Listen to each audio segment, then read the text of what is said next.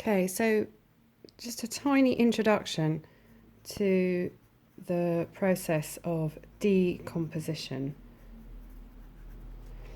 I have a little picture here of some leaves that have fallen off a tree, leaf litter, and they might represent some material that will decompose.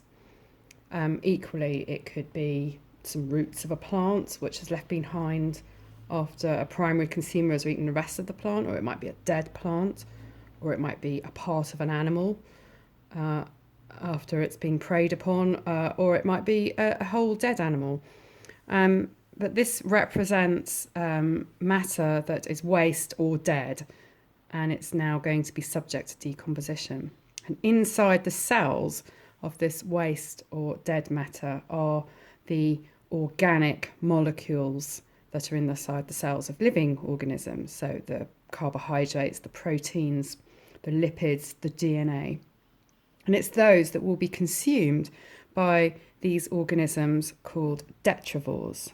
So detrivores are a whole section of organisms that feed upon waste or dead matter.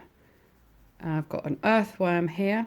What it's going to do, it's going to consume the organic molecules inside the cells of this dead and waste matter, the carbohydrates, the proteins, the lipids, and it's going to digest them. And then it will absorb the building blocks and use those building blocks to make their own organic molecules, in which case it will use it to build up its own biomass or use in respiration. So if it uses, say, the sugars from the breakdown of carbohydrate in respiration, then it will give off carbon dioxide into the atmosphere.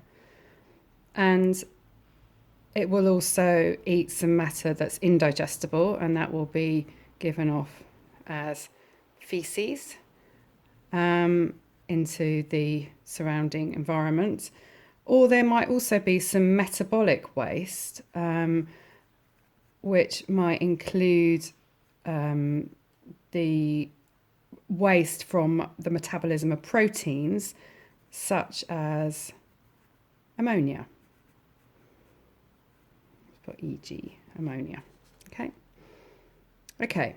So what the detrivores are doing is they're using the organic molecules in the dead and waste matter to build up their own organic molecules, and they're giving off some waste products in the process as well. Okay, so what this does is it breaks these larger fragments and the larger molecules inside the cells down into smaller fragments, and in doing so it increases the surface area. Now this is important because this decomposition process isn't over yet. The next stage is carried out by some bacteria or fungi. And these organisms, this set of organisms, which I've indicated here as a series of little dots, these are called saprobionts. And they might include all sorts of soil bacteria or fungi, and they're usually unicellular, so they just consist of one cell. And what they're doing is they're taking this smaller fragment of waste matter and breaking it down even further, taking those organic molecules that are inside this this fragment of waste matter and breaking it down into inorganic ions. Okay, so the way that they do that is, I've got an enlargement here for my final picture. Here's the saprobiont, not to scale. And here's the fragment of waste matter that has the organic molecule inside it. And what the saprobionts do is they release an enzyme onto the outside of the cell. We say that they are secreting an extracellular enzyme. It's on the outside of the cell. And that enzyme then gets to work on the molecules that are inside the waste fragments and breaks them down. So what's happening here is a form of digestion, but the digestion is happening on the outside of the organism rather than the inside of the organism, which is what would happen inside the detrivores.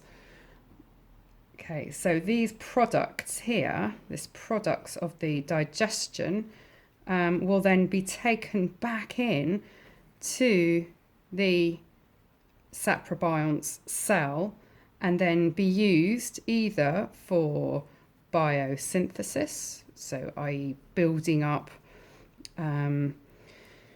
carbohydrates, proteins, lipids from these building blocks here, or they might be used for respiration. And if they're used for respiration, then the saprobiont will give off carbon dioxide in the process. Another waste product that might come about from this, so if these products contain nitrogen, if they are proteins or DNA, for instance, then these nitrogen containing products will give off a waste product, ammonia, in the process.